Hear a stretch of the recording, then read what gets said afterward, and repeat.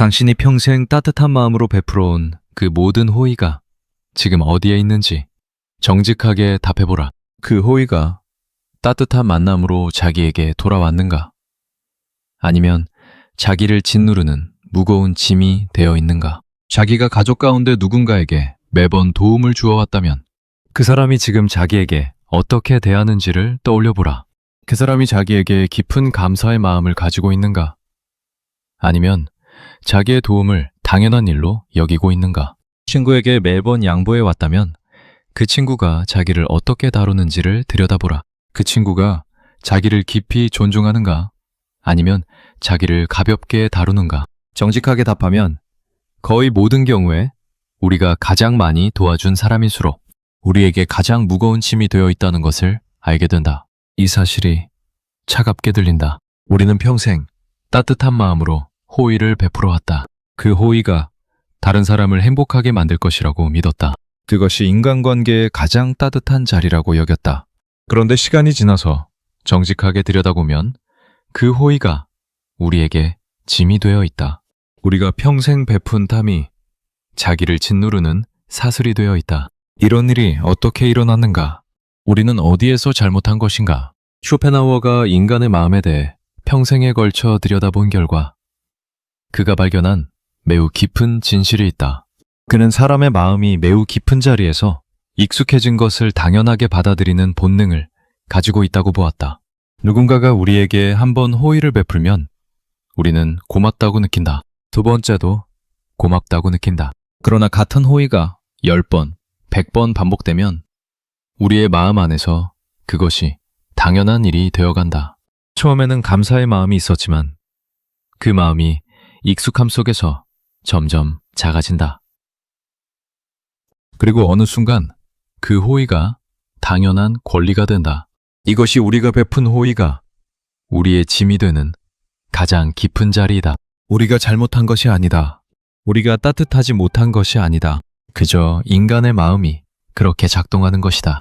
호의가 반복되면 그것이 당연한 일이 되고, 당연한 일이 되면 그것이 권리가 되며, 권리가 되면 그것을 멈추는 일이 그 사람에게 분노의 자리가 된다. 우리가 가장 많이 베푼 사람일수록 가장 많은 권리를 그에게 만들어준 것이다. 그가 우리에게 가장 깊은 의존을 만들었고 그 의존이 우리에게 가장 무거운 짐이 되었다. 자기 인생을 정직하게 돌아보자. 자기가 평생 가장 많은 호의를 베푼 사람이 누구인가? 그 사람이 자기에게 가장 따뜻한 사람인가? 아니면 자기에게 가장 무거운 사람인가? 거의 모든 경우에 그 답이 같다. 자기가 가장 많이 베푼 사람이 자기에게 가장 무거운 사람이다. 그가 자기에게 감사하지 않는다. 자기의 작은 거절에 가장 깊이 분노한다. 자기의 모든 베풀을 당연하게 여긴다. 이 사실이 우리를 깊이 무겁게 한다. 이런 패턴이 어디에서 자리 잡았는지를 한번 들여다보자. 우리는 어렸을 때부터 따뜻한 사람이 되라고 배웠다. 다른 사람을 도와주는 것이 좋은 일이라고 배웠다. 자기를 양보하는 것이 미덕이라고 배웠다. 그래서 우리는 누군가가 우리에게 부탁하면 그것을 받아들였다. 한 번 받아들이고, 2번 받아들이고, 100번 받아들였다. 우리는 그것이 따뜻한 자리라고 여겼다. 그러나 정직하게 들여다보면 그 받아들임이 그 사람의 의존을 키워갔다. 그 사람은 처음에는 우리의 도움을 작은 일로 여겼다. 그러나 시간이 지나면서 그 도움이 자기의 일상이 되었다. 자기의 일상이 된 것은 자기의 권리가 된다. 그가 우리에게 그것을 더 이상 요구하지 않아도 되는 자리가 된다. 그저 받는 자리가 된다. 우리가 그것에 멈추면 자기의 일상이 무너지는 자리가 된다. 그래서 그가 우리의 작은 거절에 깊이 흔들린다. 우리가 평생 베푼 모든 것이 그에게는 자기의 권리였고 그 권리가 빼앗기는 일이 그를 분노하게 한다. 가족 안에서 일어나는 이런 자리를 한번 정직하게 들여다보자. 한 어머니가 자녀에게 평생을 모든 것을 베풀며 살아왔다. 자녀가 어렸을 때부터 모든 일을 어머니가 해주었다. 자녀의 옷을 챙기고 자녀의 식사를 준비하고 자녀의 모든 필요를 어머니가 채워주었다. 어머니는 그것이 자기의 사랑이라고 여겼다. 자녀를 위한 따뜻한 자리라고 믿었다. 자녀가 어른이 되어도 어머니의 그 배폭은 계속된다. 자녀의 일에 어머니가 자기 시간을 쓰고 자녀의 어려움은 어머니가 해결해주며 자녀의 인생에 어머니가 자기 자신을 모두 쓴다. 그런데 자녀가 어머니에게 어떤 사람이 되었는가? 듬직하게 들여다보면 자녀는 어머니를 깊이 존중하지 않는다. 어머니의 도움을 당연한 일로 여긴다. 어머니가 어떤 일을 깜빡 잊었거나 어머니가 자기 일이 바빠서 자녀를 도울 수 없을 때 자녀가 깊이 흔들린다.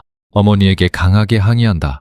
어머니가 평생 베푼 모든 것은 자녀의 마음 안에서 사라지고 그 한 번의 부족함만 그의 마음 안에 자리 잡는다.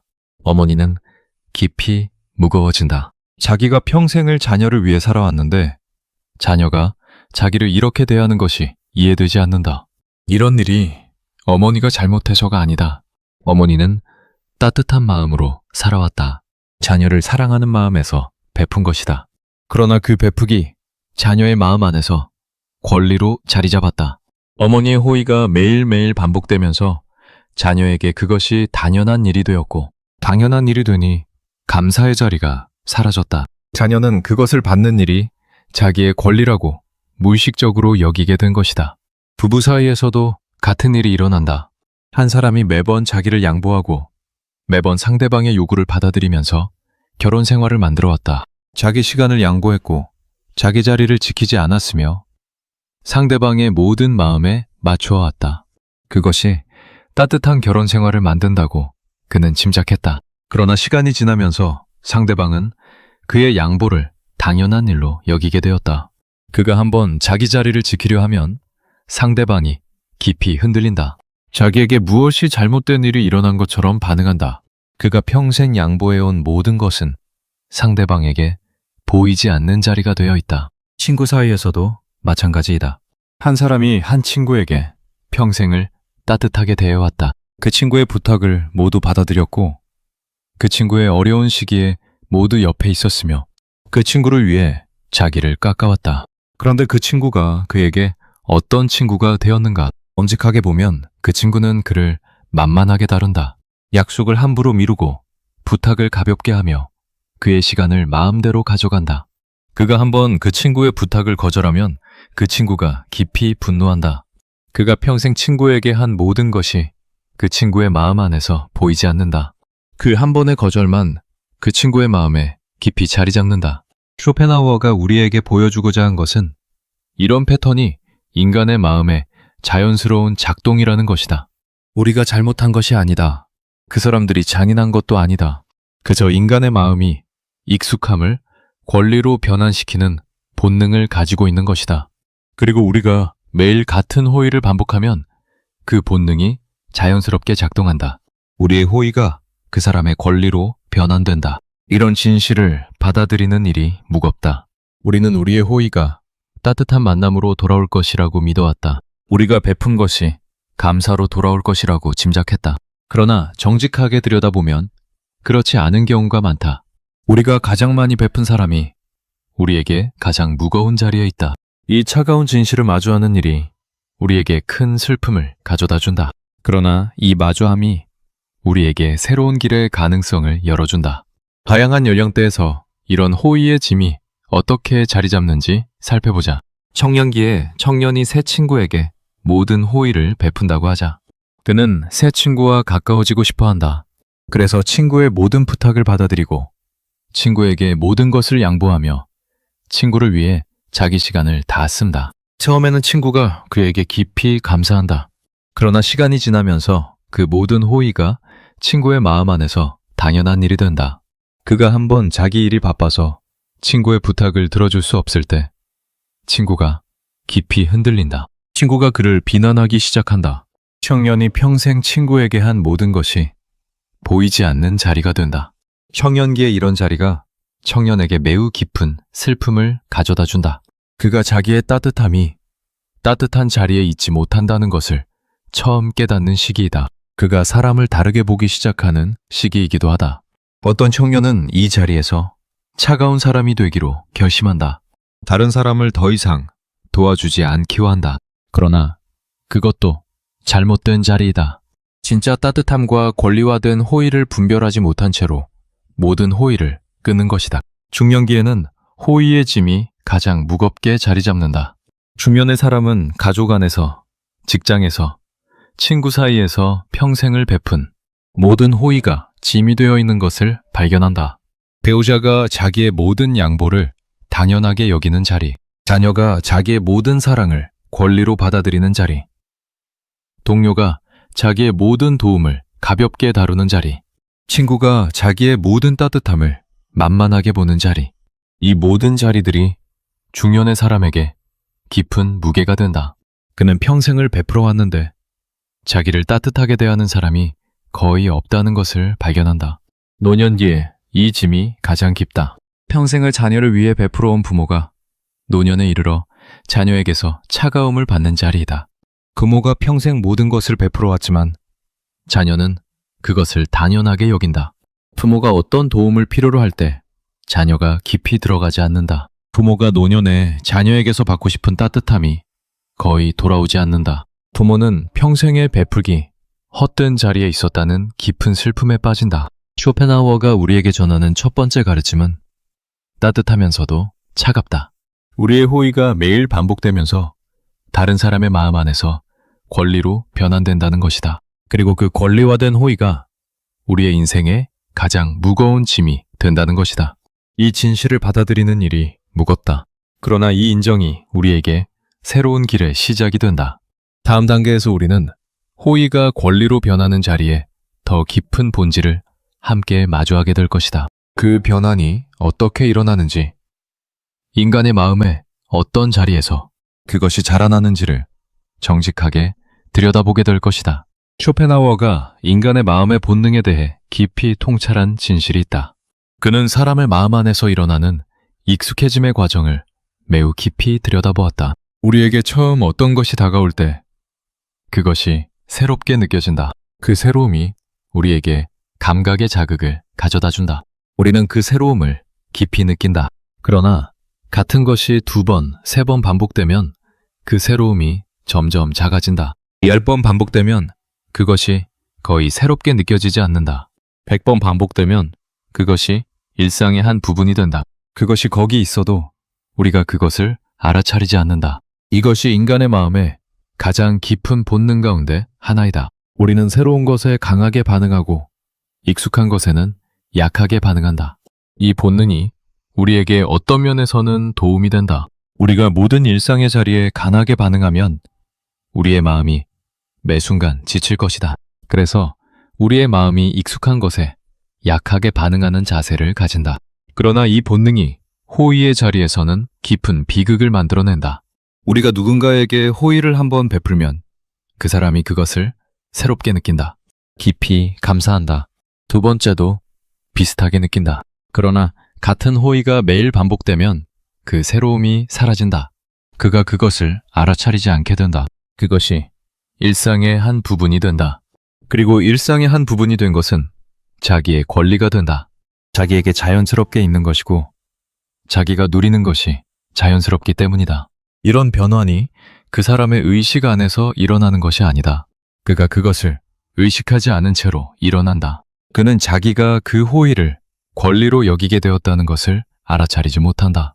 그래서 그가 그 호의가 멈추었을 때 깊이 흔들린다.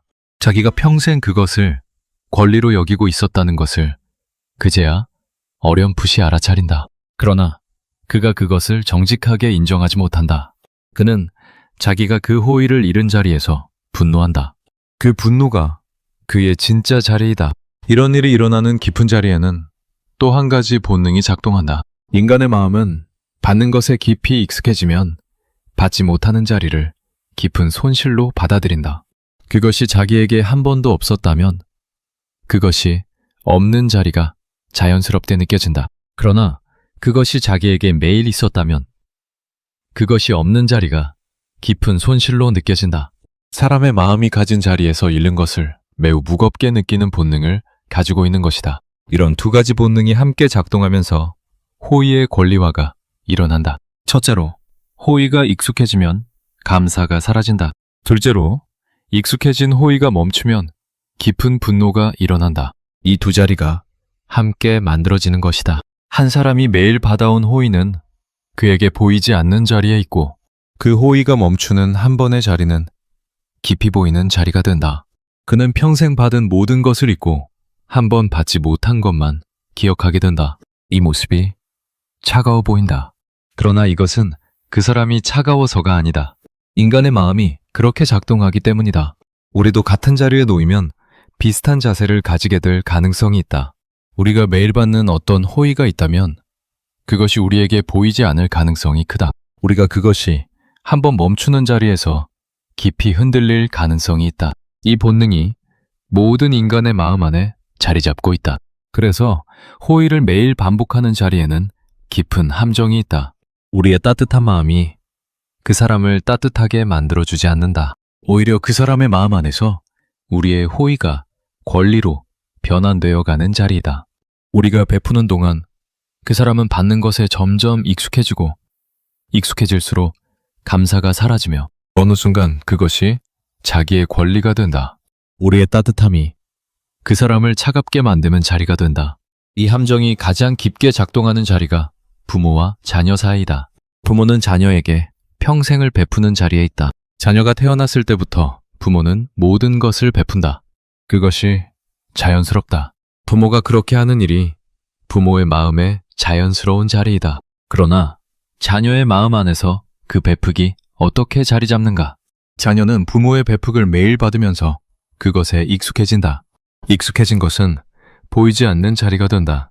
자녀는 부모의 베푸기 자기에게 있다는 것을 알아차리지 않게 된다.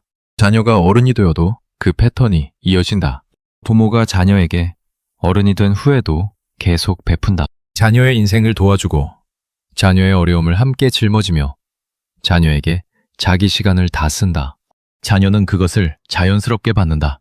부모에게 깊이 감사하지 않는다. 자기가 받는 것이 자기의 권리라고 무의식적으로 여긴다.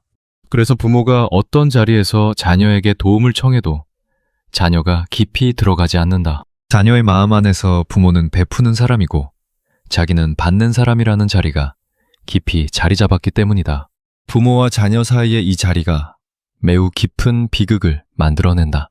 부모는 평생을 자녀를 위해 베풀어 왔다. 자녀에 대한 사랑이 깊다. 그러나 그 사랑이 자녀의 마음 안에서 권리로 자리 잡았다. 자녀가 부모를 깊이 존중하지 않는 자리가 만들어졌다. 부모가 노년에 이르러 자녀에게서 받고 싶은 따뜻함이 거의 돌아오지 않는다. 부모의 평생의 사랑이 자녀의 인생을 가볍게 만들어 놓은 자리에 있다. 부부 사이에서도 같은 변환이 일어난다. 한 사람이 결혼 초기부터 배우자에게 매번 양보하고 매번 자기를 깎아왔다면 배우자는 그 양보에 익숙해진다. 처음에는 배우자가 그에게 감사했다. 그러나 매일 반복되면서 그 양보가 자기의 권리가 되었다. 그가 한번 자기 자리를 지키려 하면 배우자가 깊이 흔들린다. 자기에게 무엇이 잘못된 일이 일어난 것처럼 반응한다. 평생의 양보는 보이지 않고 한 번에 자기 지킴만 깊이 보인다. 직장에서도 마찬가지이다. 어떤 사람이 동료의 일을 매번 도와주어 왔다고 하자. 처음에는 동료가 그에게 감사했다. 그러나 매번 반복되면서 그 도움이 자기에게 자연스러운 자리가 되었다. 동료는 그가 자기 일을 도와주는 것을 당연한 일로 받아들이게 되었다. 그가 한번 자기 일이 바빠서 동료를 도울 수 없을 때 동료가 깊이 분노한다. 평생의 도움은 보이지 않고 한 번의 거절만 보인다. 쇼펜하우어가 우리에게 가르치는 또 한 가지 깊은 진실은 이런 본능을 우리가 알아차리는 것이 매우 중요하다는 것이다. 우리가 이 본능을 알아차리지 못하면 우리는 평생 호의의 함정에 빠진다. 그러나 우리가 이 본능을 알아차리면 우리는 호의의 자리를 다르게 다룰 수 있게 된다. 매번 같은 호의를 반복하지 않을 수 있다. 어떤 자리에서는 호의를 멈출 수 있다. 어떤 자리에서는 호의의 깊이를 조절할 수 있다. 이런 분별이 차가운 자세가 아니다. 오히려 깊은 사랑의 자세이다. 우리가 무분별하게 매일 호의를 반복하는 일이 다른 사람을 진짜로 사랑하는 일이 아니다. 그것이 다른 사람의 의존을 키우고 다른 사람의 감사를 빼앗으며 다른 사람을 어린 자리에 머물게 만든다. 진짜 사랑은 다른 사람을 자라게 하는 사랑이다. 그러나 우리의 무분별한 호의는 다른 사람의 자라남을 막는다. 다양한 연령대에서 이런 변환의 본능이 어떻게 작동하는지 살펴보자. 청년기에 청년이 친구에게 매번 호의를 베풀면 친구의 마음 안에서 그 호의가 빠르게 권리로 변환된다. 청년의 또래는 자기 자신에 대해 강하게 인식하는 시기에 있다. 그래서 받는 자리에 매우 빠르게 익숙해진다. 청년이 매번 자기를 양보하면서 친구 관계를 만들어가면 그 관계가 매우 불균형해진다. 중년기에는 이 변환이 가족 안에서 가장 깊다. 부부가 매일을 함께 살아가면서 한 사람이 매번 양보하면 그 양보가 매우 빠르게 권리로 변환된다. 자녀에게도 마찬가지이다. 부모가 자녀에게 매일 모든 것을 베풀면 그 베푸기 자녀의 마음 안에서 권리로 자리 잡는다. 이런 변환이 가족 안의 관계를 깊이 무겁게 만들어간다. 노년기에는 평생에 걸친 변환의 결과가 가장 깊다. 노년의 사람이 자기 평생을 돌아보면서 자기가 베푼 모든 호의가 권리로 변환된 자리들을 발견한다. 자녀가 자기를 깊이 존중하지 않는 자리, 배우자가 자기의 평생의 양보를 보이지 않는 자리, 친구가 자기의 평생의 따뜻함을 가볍게 다루는 자리, 이 모든 자리들이 노년의 사람에게 깊은 슬픔을 가져다 준다. 쇼펜하우어가 우리에게 전하는 두 번째 가르침은 깊다. 호의가 권리로 변환되는 자리가 인간 마음의 자연스러운 본능에서 자라난다는 것이다. 우리가 그것을 알아차리고 분별하지 않으면 우리의 호의가 평생의 짐이 된다는 것이다. 호의가 권리로 변한 자리는 두 사람 모두에게 깊은 비극이 된다. 한 사람만 무거워지는 자리가 아니다. 두 사람 모두가 자라나지 못하는 자리이다. 호의를 받는 사람과 호의를 베푸는 사람 모두가 깊은 비극의 자리에 있게 된다. 호의를 받는 사람부터 들여다보자. 그는 더 이상 호의를 호의로 보지 않게 된다. 그것이 자기의 권리이기 때문이다. 그래서 그가 그것을 받으면서도 고마움을 느끼지 못한다. 받는 일이 자기의 자연스러운 자리이고 거기에 감사할 이유가 없다고 무의식적으로 여긴다. 이런 사람의 마음이 점점 메말라간다. 감사할 줄 모르는 사람의 마음은 깊은 만족을 발견하지 못한다. 매일 받는 것에 둘러싸여 있지만 어느 것에도 깊이 감사하지 못한다. 이런 사람의 인생은 묘한 비극이다. 외부에서 보면 그는 많은 것을 받는 사람이다. 가족이 그에게 베풀고 친구가 그에게 양보하며 직장의 동료가 그를 도와준다. 그가 풍요로운 자리에 있는 것처럼 보인다. 그러나 그의 마음 안은 비어있다. 받는 것이 자기에게 깊이 믿겨지지 않기 때문이다. 자기의 권리이기 때문에 그것이 자기에게 풍요로움으로 다가오지 않는다. 그저 자연스러운 일일 뿐이다. 또한 이런 사람은 자기 인생을 자기가 만들어가지 못한다. 받는 자리에 익숙해진 사람은 자기 자신이 무엇을 할 수 있는지를 알지 못한다. 자기 인생을 자기가 책임지지 않는 자세가 자리 잡아 있다. 어떤 일이 잘 풀리지 않으면 그것을 도와주지 않은 사람을 탓한다. 어떤 자리에서 어려움이 있으면 자기를 옆에서 받쳐주지 않은 사람을 비방한다. 자기가 자기 인생의 주인이라는 자세가 자라나지 않는다. 이런 사람이 어른의 자리에 있어도 마음 깊은 자리에서는 어린 사람이다. 그가 어른의 모습을 하고 있지만 어른의 책임을 진짜로 짊어지지 못한다. 어떤 일이든 다른 사람이 자기를 위해 해주기를 기다린다. 자기 인생을 자기가 만들어가는 자세를 가지지 못한다. 이런 사람이 평생을 어린 자리에서 머문다. 자기 자신의 깊은 자라남을 만나지 못한 채로 살아간다. 호의를 베푸는 사람도 같이 무거워진다. 그는 평생을 베풀어 왔는데 그것이 진짜 따뜻함으로 돌아오지 않는다. 자기가 베푸는 일이 짐이 되어가는 것을 그는 느낀다. 그러나 멈추지 못한다. 멈추면 상대방이 더 큰 분노로 자기에게 다가올 것을 안다. 자기가 평생 만들어온 그 호의의 흐름을 깨트릴 용기가 없다. 그래서 그는 무거워지는 짐을 계속 짊어진다. 이런 사람의 인생은 매우 깊은 비극이다. 그가 따뜻한 마음을 가지고 있다. 그가 다른 사람을 사랑하고 싶다. 그러나 그의 따뜻함이 다른 사람을 자라게 만드는 자리에 있지 않다. 그저 다른 사람의 의존을 키우는 자리에 있다. 그가 평생을 베풀어도 그 베푸기 깊은 만남으로 돌아오지 않는다. 그는 다른 사람과의 깊은 만남 없이 평생을 외롭게 보낸다. 이런 사람은 또한 자기 자신을 잃는다. 평생을 다른 사람을 위해 살아온 그는 자기가 누구인지를 알지 못한다. 자기가 무엇을 좋아하는지, 자기가 무엇을 원하는지, 자기가 어떤 인생을 살고 싶은지를 그는 묻지 않았다. 그저 다른 사람의 필요를 채우는 일에 자기 시간을 다 썼다. 어느 순간 자기 인생을 돌아보면 자기 자신은 없고 다른 사람에게 베푼 자리만 남아있다.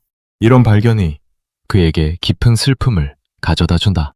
이 두 사람의 관계가 깊은 비극의 자리가 된다. 두 사람 모두 자라나지 못하는 자리이다. 한 사람은 받기만 하면서 자기의 깊이를 잃어가고 다른 한 사람은 주기만 하면서 자기 자신을 잃어간다. 두 사람이 함께 있는 자리이지만 두 사람 모두 진짜 만남을 가지지 못한다. 한 사람은 자기의 권리만 인식하고 다른 한 사람은 자기의 짐만 짊어진다. 두 사람 사이에 진짜 따뜻한 만남이 없다. 부부 사이에서 이 비극이 가장 깊게 자리 잡는다. 한 사람이 매번 양보하고 매번 자기를 깎아가며 결혼 생활을 만들어 왔다면 그 부부가 깊은 비극에 빠진다. 양보하는 사람은 자기 자신을 잃었다. 받는 사람은 깊은 자라남 없이 어린 자리에 머물러 있다. 두 사람이 같이 사는 자리이지만 진짜 부부의 만남이 거기에 없다. 한 사람은 무거움 속에 있고 다른 한 사람은 자기 인생을 자기가 살지 못하는 자리에 있다. 이런 부부의 모습이 외부에서 보기에는 평온해 보일 수 있다. 큰 다툼이 없고 두 사람이 잘 지내는 것처럼 보인다. 그러나 두 사람의 마음 안은 비어 있다. 양보하는 사람의 마음 안에는 평생의 무거움이 있고 받는 사람의 마음 안에는 깊은 만족이 없다. 두 사람이 서로의 마음을 진짜로 알지 못한다. 한 사람의 양보가 다른 사람에게 보이지 않고 다른 사람의 권리화된 자세가 그 자신에게도 보이지 않는다. 부모와 자녀 사이에서 이 비극이 또 다른 모습으로 자리 잡는다. 평생을 자녀에게 모든 것을 베풀어 온 부모가 노년에 이르러 자녀에게서 차가움을 받는다. 자녀는 평생을 받기만 했기 때문에 자기 자신이 진짜로 깊은 사람이 되지 못했다. 부모가 자기를 보지 못하고 자기에게 무엇이 필요한지를 들여다보지 못한다. 자녀의 어른의 모습이 어딘가 비어있다. 자기 인생을 자기가 책임지는 자세가 자라나지 못했다. 부모는 이 비극을 깊이 느낀다. 자기가 평생을 자녀를 위해 살아왔는데 자녀가 깊은 사람이 되지 못했다는 것을 본다.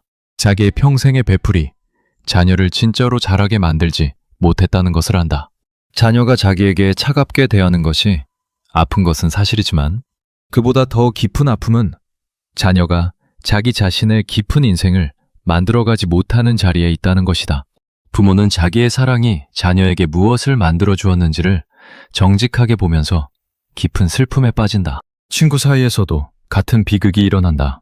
한 사람이 한 친구에게 평생을 따뜻하게 대해왔다면 그 친구가 깊은 사람이 되지 못한다. 그는 받기만 하면서 자라났기 때문에 자기 자신이 무엇을 줄 수 있는지를 알지 못한다. 다른 사람의 어려움을 깊이 들여다볼 수 없다. 자기 인생을 자기가 만들어가는 자세가 자라나지 못했다.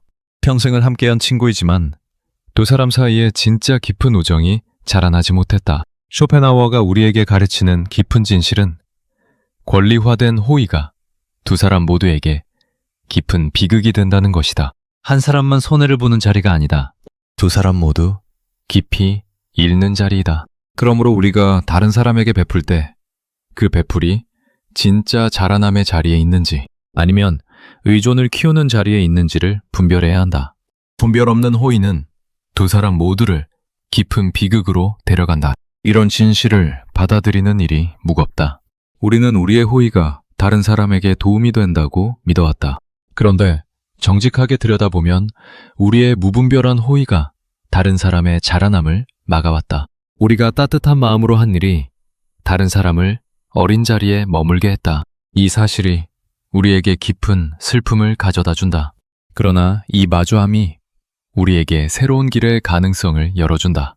다양한 연령대에서 이 비극이 어떻게 다른 모습으로 나타나는지 살펴보자. 청년기에 이미 이런 패턴에 빠진 청년이 있다. 그는 친구에게 평생을 베풀어 갔지만 그 친구가 자기를 가볍게 다룬다. 그가 자기 자신을 잃어가는 동안 친구도 자라나지 못했다. 두 사람의 관계가 매우 표면에 머문다. 중년기에 이 비극을 발견한 사람이 깊은 흔들림에 빠진다.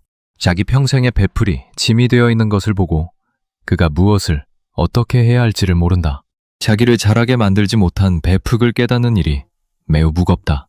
노년기에는 이 비극이 가장 깊다. 평생의 베풀이 만들어낸 자리가 노년의 가장 깊은 슬픔이 된다. 자기 자녀가 자기를 깊이 받아들이지 못하는 자리, 자기 배우자가 자기의 양보를 보지 못하는 자리, 자기 친구가 자기의 따뜻함을 가볍게 다루는 자리, 이 모든 자리들이 노년의 평온을 막는다. 쇼펜하우어가 우리에게 전하는 세 번째 가르침은 따뜻하면서도 차갑다.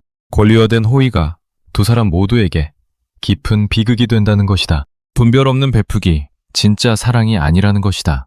다음 단계에서 우리는 호의를 끊는 일의 깊은 의미를 함께 마주하게 될 것이다. 쇼펜하우어가 우리에게 가르치는 가장 깊은 진실은 호의가 권리로 변한 자리에서 그 호의를 끊는 일이 두 사람 모두를 위한 따뜻한 선택이라는 것이다. 호의를 끊는 일이 차가운 일처럼 보인다. 그러나 정직하게 들여다보면 그것이 가장 깊은 사랑의 표현일 수 있다. 우리가 무분별하게 호의를 계속 베풀면 그 사람의 의존을 키우게 된다. 그러나 우리가 그 호의를 멈추면 그 사람에게 자기 자리에서 자라날 수 있는 가능성이 열린다. 호의를 끊는 일이 어떻게 그 사람에게 자라남의 가능성을 만들어주는지 한번 들여다보자. 평생을 받기만 한 사람은 자기가 무엇을 할 수 있는지를 알지 못한다. 자기 자신이 어떤 능력을 가지고 있는지, 자기가 어떤 어려움을 다룰 수 있는지를 발견하지 못했다. 모든 것을 다른 사람이 대신 해주었기 때문이다. 그가 자기 자신과 깊이 만날 자리가 없었다. 그러나 누군가가 그에게 더 이상 호의를 베풀지 않는 자리에 그가 놓이면 그가 처음으로 자기 자신과 마주하게 된다. 자기가 평생 다른 사람에게 의지해온 그 자리를 자기가 채워야 한다는 것을 알게 된다. 처음에는 그가 깊이 흔들린다. 자기의 권리가 빼앗긴 것처럼 느낀다. 그러나 시간이 지나면서 그가 자기 자신을 발견하기 시작한다. 자기가 무엇을 할 수 있는지, 자기가 어떤 어려움을 다룰 수 있는지를 그가 본다. 이런 발견이 그에게 가장 깊은 자라남이 된다. 그가 평생을 어린 자리에 머물러 있었던 것에서 벗어나 어른의 자리로 옮겨가는 시기이다. 자기 인생을 자기가 만들어가는 자세가 자라난다. 자기 자신을 신뢰하는 자리가 만들어진다. 자기가 자기 인생의 진짜 주인이 된다. 이런 자라남이 그에게 가장 깊은 선물이 된다. 그가 평생에 걸쳐 받지 못한 것을 그가 받게 되는 자리이다. 호의를 베푸는 사람도 같이 자유로워진다. 평생을 짊어져온 짐에서 벗어나게 된다. 자기 자신을 위한 자리를 만들 수 있게 된다. 자기 인생을 자기가 살 수 있게 된다. 이런 자유가 그에게 가장 깊은 선물이 된다. 평생을 다른 사람을 위해 살아온 그가 자기 자신과 만날 수 있게 된다. 자기가 누구인지, 자기가 무엇을 좋아하는지, 자기가 어떤 인생을 살고 싶은지를 묻기 시작한다. 이런 두 사람의 변화가 호의를 끊는 일에서 자라난다. 그러므로 호의를 끊는 일이 차가운 일이 아니다. 두 사람 모두를 자라게 만드는 가장 따뜻한 자리이다. 쇼펜하우어가 진짜 사랑에 대해 가르치는 가장 깊은 진실이 바로 여기에 있다. 진짜 사랑은 상대방을 자라게 하는 사랑이지 상대방의 의존을 키우는 사랑이 아니다. 진짜 사랑은 따뜻하면서도 분별 있는 사랑이지 무분별한 따뜻함이 아니다. 이런 자세가 처음에는 어렵게 느껴진다. 우리는 평생 호의를 베푸는 자리에 있어 왔고 그것이 따뜻함이라고 여겨왔다. 그 자리를 끊는 일이 차가운 일처럼 느껴진다. 상대방이 흔들릴 것을 안다. 상대방이 우리를 비난할 수 있다는 것을 안다. 그러나 우리가 자기 자신과 깊이 만나면서 분별을 가지면 이 자세가 진짜 사랑이라는 것을 알게 된다. 호의를 끊는 일이 어떤 모습인지를 한번 구체적으로 들여다보자. 어떤 어머니가 평생을 자녀에게 모든 것을 베풀어 왔다고 하자. 자녀의 모든 일을 어머니가 해주었고 자녀가 어른이 되어서도 어머니의 그 베푸기 계속되었다. 어머니는 자기가 자녀를 너무 어린 자리에 머물게 했다는 것을 어느 순간 깨닫는다. 자녀가 어른의 책임을 짊어지지 못하고 자기 인생을 자기가 만들어가지 못하는 자리에 있다는 것을 본다. 어머니가 이 깨달음 위에서 자기의 배폭을 천천히 조절하기 시작한다. 자녀가 자기가 할 수 있는 일을 자기가 하도록 둔다. 자녀가 어려움을 만났을 때 어머니가 즉시 들어가지 않고 자녀가 자기 자리에서 그것을 다루어 보도록 둔다. 처음에는 자녀가 깊이 흔들린다. 어머니가 자기를 사랑하지 않게 되었다고 여길 수도 있다. 어머니에게 분노할 수도 있다. 그러나 어머니가 자기 자세를 유지한다. 시간이 지나면서 자녀가 자기 자신과 만나기 시작한다. 자기가 어머니 없이도 어떤 일을 할 수 있다는 것을 발견한다. 자기 인생을 자기가 만들어가는 자세가 천천히 자라난다. 그리고 그가 어머니에게 다시 다가올 때 다른 모습으로 다가온다. 받기만 하는 자녀가 아니라 어른의 자리에서 어머니를 만나는 자녀로 다가온다. 두 사람 사이에 진짜 깊은 만남이 자라난다. 이것이 호의를 끊는 일이 만들어내는 깊은 자라남이다. 어머니가 자녀를 사랑하지 않게 된 것이 아니다. 어머니가 더 깊이 자녀를 사랑하게 된 것이다. 자녀의 진짜 자라남을 위해 자기의 무분별한 호의를 멈춘 것이다. 이런 사랑이 진짜 깊은 사랑이다. 자기의 따뜻함을 계속 주는 것이 사랑이 아니라 상대방의 자라남을 위해 자기를 조절하는 것이 진짜 사랑이다. 같은 자리가 부부 사이에서도 만들어질 수 있다. 한 사람이 평생을 양보해온 자리에서 자기를 지키기 시작한다. 모든 것을 받아들이지 않고 자기 자리를 분명히 한다. 처음에는 배우자가 깊이 흔들린다. 자기에게 무엇이 잘못된 일이 일어난 것처럼 반응한다. 그러나 양보해 오던 사람이 자기 자세를 유지한다. 시간이 지나면서 배우자도 다르게 자라난다. 자기 자신을 자기가 책임지는 자세가 자라난다.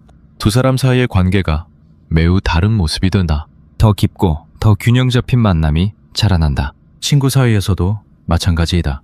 평생 친구에게 양보해온 사람이 자기 자리를 지키기 시작한다. 친구가 무리한 부탁을 했을 때 정중하게 거절한다. 친구가 자기 시간을 함부로 가져가려 할 때 그것은 막는다. 처음에는 친구가 흔들린다. 그러나 그가 자세를 유지하면 친구도 다르게 자라난다. 자기 자리를 가진 친구가 되어 다시 만남이 시작된다.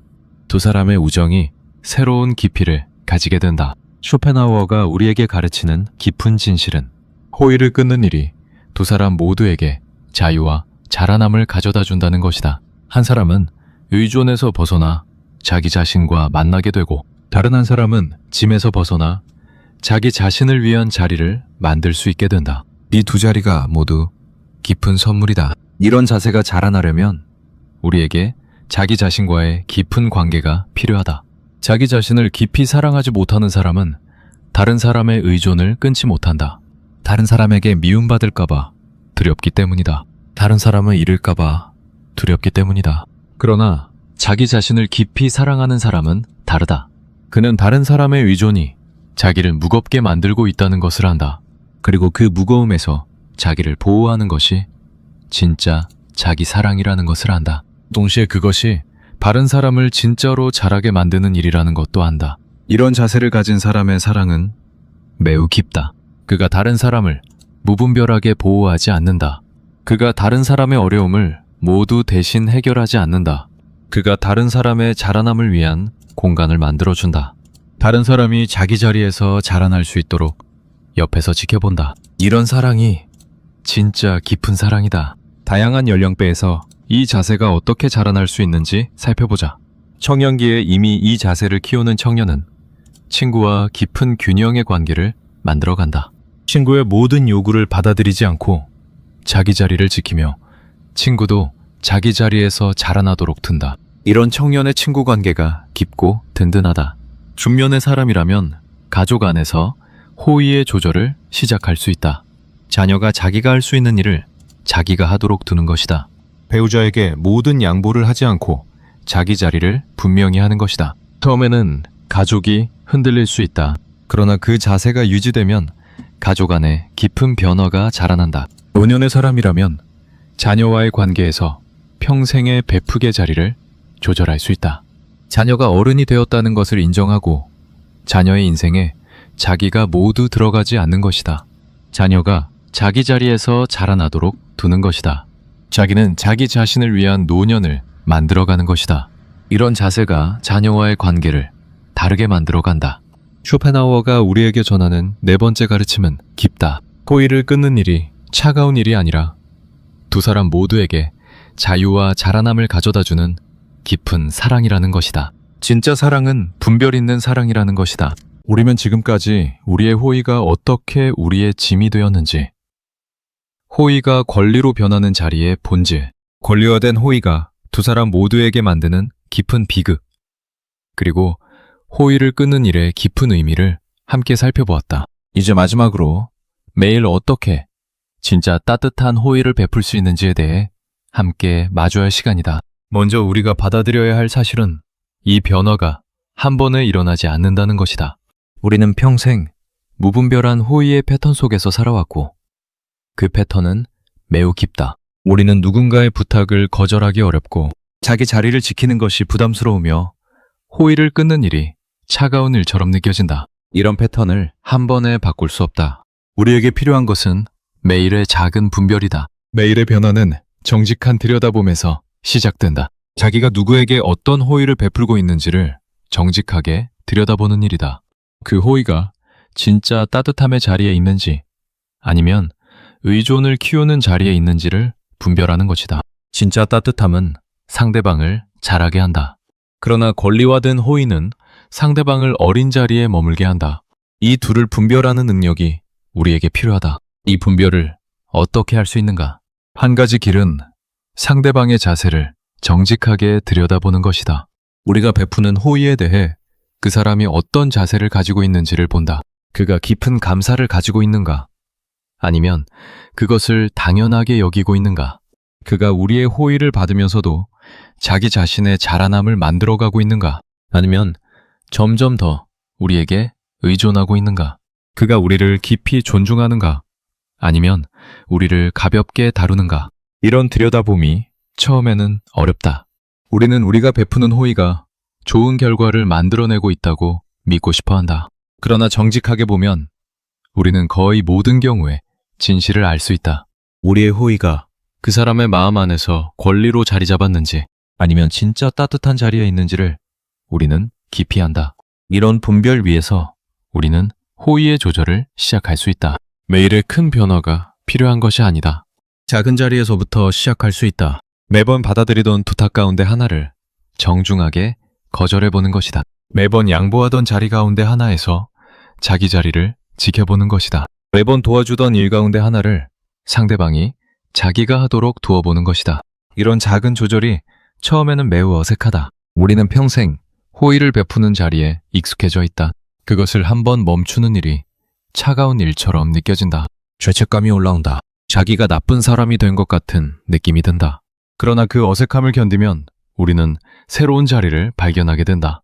우리의 자기 사랑이 자라나고 우리의 자기 자리가 든든해지며 우리의 인간관계가 다른 모습으로 자라난다. 작은 조절에 대한 상대방의 반응도 들여다보아야 한다. 우리가 작은 거절을 했을 때 상대방이 어떻게 반응하는가? 그가 그것을 받아들이는가? 아니면 깊이 흔들리는가? 그가 우리를 비난하는가? 아니면 자기 자신을 돌아보는가? 이 반응이 우리에게 많은 것을 알려준다. 진짜 따뜻한 관계에서 작은 거절은 받아들여진다. 그러나 권리화된 관계에서 작은 거절은 큰 분노를 만든다. 이 차이가 우리에게 그 관계의 본질을 보여준다. 만약 우리의 작은 거절에 상대방이 깊이 흔들리고 우리를 비난한다면 그것은 그 관계가 권리화된 호의의 자리에 있었다는 분명한 증거이다. 그 자리에서 우리는 두 가지 선택을 가진다. 다시 옛 패턴으로 돌아가서 평생의 짐을 계속 짊어지거나 우리의 자세를 유지하면서 그 사람이 자기 자리에서 자라나도록 두는 것이다. 두 선택 가운데 첫 번째 선택이 쉬워 보인다. 그러나 그것이 두 사람 모두에게 깊은 비극을 계속 만든다. 두 번째 선택이 어려워 보인다. 그러나 그것이 두 사람 모두에게 진짜 자라남을 가져다 준다. 이런 변화에서 자기 자신과의 시간이 매우 중요하다. 우리가 자기 자신과 깊이 만날 수 있는 사람이 되어야 다른 사람의 의존을 끊을 수 있다. 자기 자신이 든든하지 않은 사람은 다른 사람의 의존을 자기의 가치로 받아들인다. 다른 사람이 자기를 필요로 하는 자리가 자기의 의미라고 무의식적으로 여긴다. 그래서 그 자리를 끊지 못한다. 그러나 자기 자신과 든든하게 만난 사람은 다르다. 그는 다른 사람의 의존이 없어도 자기 가치가 그 배로라는 것을 안다. 자기가 베푸는 자리에서 자기 의미를 찾지 않는다. 자기 자신과의 깊은 관계에서 자기 의미를 만든다. 그래서 그가 다른 사람의 의존을 끊을 수 있다. 그 끊음이 자기 가치를 위협하지 않기 때문이다. 자기 자신과의 시간은 매일 짧은 시간이라도 가질 수 있다. 산책을 하거나 자기 자신과 대화하거나 자기의 마음을 글로 적맨 시간이다. 이런 시간 속에서 우리는 자기 자신을 알아가게 된다. 자기가 무엇을 좋아하는지, 자기가 어떤 인생을 살고 싶은지, 자기에게 무엇이 진짜로 의미 있는지를 알게 된다. 이 알미 우리에게 든든한 자리를 만들어준다. 이런 모든 변화에서 자기 자신에게 따뜻하게 대하는 일이 매우 중요하다. 우리가 평생 무분별한 호의의 패턴 속에서 살아왔다는 것을 알아차렸을 때 우리는 자기를 비난할 수 있다. 왜 내가 그렇게 살아왔는가? 왜 내가 다른 사람의 의존을 키워왔는가? 그러나 자기 비난은 우리에게 도움이 되지 않는다. 우리가 평생 그 패턴 속에서 살아온 것은 우리가 따뜻한 마음을 가지고 있었기 때문이다. 우리가 다른 사람을 사랑했기 때문이다. 그 사랑이 분별 없이 표현되었을 뿐이다. 우리의 사랑은 잘못된 것이 아니다. 그 표현의 방식이 우리에게 짐을 만들고 다른 사람의 의존을 키웠을 뿐이다. 우리는 우리 자신을 따뜻하게 받아들이면서 새로운 표현의 방식을 배워갈 수 있다. 다양한 연령대에서 이 매일의 변화를 어떻게 시작할 수 있는지 마지막으로 살펴보자. 청년이라면 친구 관계에서 자기 자리를 지키는 것에서 시작할 수 있다. 친구의 모든 요구를 받아들이지 않고 무리한 부탁은 정중하게 거절하며 자기 시간을 지키는 것이다. 이런 자세가 청년에게 든든한 친구 관계를 만들어간다. 중년의 사람이라면 가족 안에서의 작은 변화부터 시작할 수 있다. 자녀가 자기가 할 수 있는 일을 자기가 하도록 두는 것이다. 배우자의 모든 요구를 받아들이지 않고 자기 자리를 분명히 하는 것이다. 처음에는 가족이 흔들릴 수 있다. 그러나 자세가 유지되면 가족 안에 깊은 변화가 자라난다. 노년의 사람이라면 자녀와의 관계에서 평생의 베프게 자리를 조절할 수 있다. 자녀의 어른의 자리를 인정하고 자녀의 인생에 자기가 모두 들어가지 않는 것이다. 자기 자신을 위한 노년을 만들어가는 것이다. 이런 자세가 자녀와의 관계를 새롭게 만들어간다. 쇼펜하우어가 우리에게 마지막으로 전하는 깊은 가르침은 따뜻하다. 호의가 계속되면 권리인 줄 아는 자들에게 즉시 호의를 끊으라는 그의 말이 처음에는 차갑게 들렸을 수 있다. 그러나 이제 우리는 그 말의 진짜 의미를 안다. 그것은 우리에게 진짜 사랑의 자세, 자기 자신을 지키는 따뜻한 길, 그리고 다른 사람도 잘하게 하는 깊은 지혜를 가르쳐주는 따뜻한 가르침이다. 진짜 사랑은 분별 있는 사랑이다. 다른 사람의 의존을 키우는 사랑이 아니라 다른 사람을 잘하게 하는 사랑이다. 자기 자신을 잃는 사랑이 아니라 자기 자신을 지키면서 다른 사람을 깊이 사랑하는 사랑이다. 이런 사랑이 두 사람 모두에게 진짜 따뜻함을 가져다 준다. 두 사람 모두가 자라나는 자리이다. 마지막으로 우리가 마음에 새겨야 할 것은 이 변화가 평생에 걸친 길이라는 사실이다.